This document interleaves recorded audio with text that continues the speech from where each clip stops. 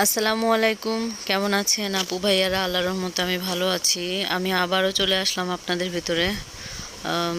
আজকে তেমন কিছু নিয়ে সামনে আসতে পারলাম না, চেষ্টা করব সামনে ভালো কিছু করার। আজকে অতি পরিচিত আপনাদের একটা শাক, যেটার নাম হচ্ছে হেঁচি শাক। আপনারা কে কী নামের শাক মানে বলেন আমাকে বললেন তো।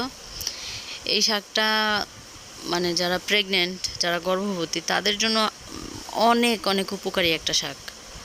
আর সৌন্দর্যের জন্য অনেক ভালো এই শাকটার, মানে গুণের শেষ নাই, অনেক গুণ এই শাকটার। এটা যে নিয়মিত খাবে তাদের তো রক্ত শূন্যতা কখনো হবেই না। আবার যারা নিয়মিত মানে ধরেন হাফ হাফ না পুরোই সিদ্ধ করবে, মানে বেশি একটা আছে না ভাজা ভাজা করে ফেলে, ওরকম না করে ঝোল ঝোল করে খাবে, তাদের স্কিন অনেক সুন্দর হয়ে যাবে আমি যতটুকু জানি। তারপর আরও বিভিন্ন রকমের উপকার হয় এই শাকটাতে। আমি নিজে প্রমাণিত, আমি যতবারই এটা খাইছি আমার প্রচুর এনার্জি লাগছে। তারপর আমার বলছিল, একজন সাজেস্ট করছিল যে আমার ওই যখন রক্তশূন্যতা ছিল তখন বলছিল যে এটা খাইলে নাকি অনেক ভালো হয়। তারপর আমি খেয়াল করে দেখছি আমার স্কিন টোনও অনেক ভালো হয়ে গেছিলো তখন।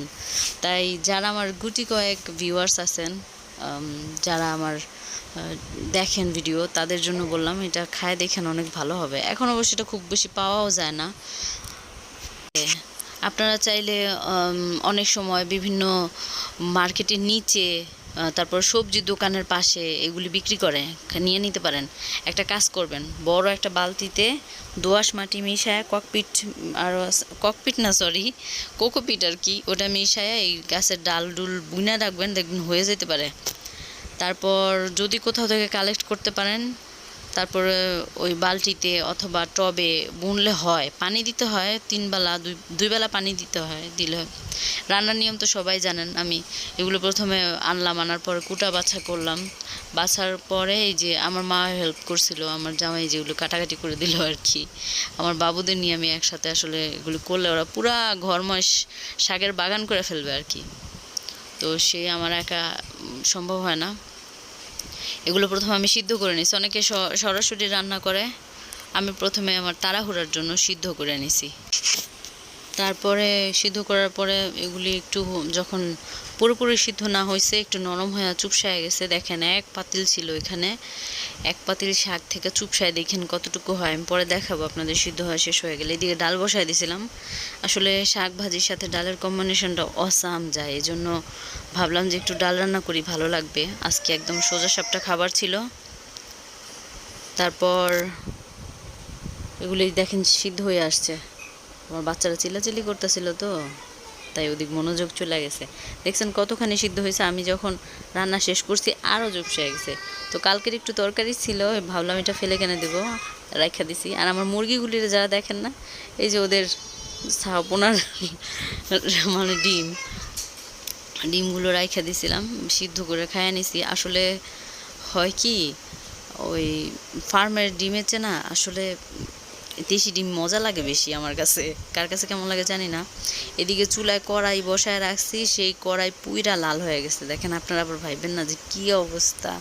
অবস্থা যেমনই হোক আমি আবার পরিষ্কার করে ফেলি, আর এটা পরিষ্কারই ছিল, কিন্তু ওই যে একটু অনেকক্ষণ চুলায় বসানো ছিল তো, তাই লাল হয়ে গেছে পুইরা। এদিকে আমি ওইটা বাগার দেওয়ার জন্য বলছিলাম না, একটু হালকা যখন চুপসায় আসে তখন আমি বাগার দিব, আমার কাছে ওটা ভালো লাগে।